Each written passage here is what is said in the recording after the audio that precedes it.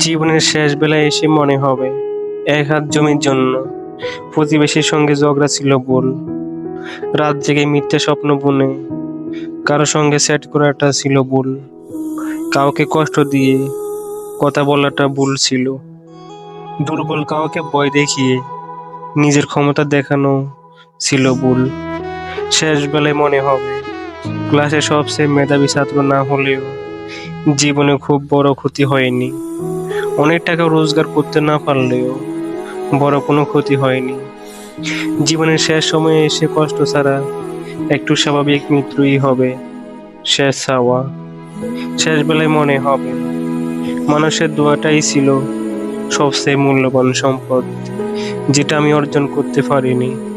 মানুষের মনে কষ্ট দেওয়াটাই ছিল সবচেয়ে বড় ভুল। শ্বাসকষ্টের মাঝে আটকে থাকা নিঃশ্বাসের কষ্টে শুধু মানুষের দোয়াটাই মনে হবে সবচেয়ে মূল্যবান।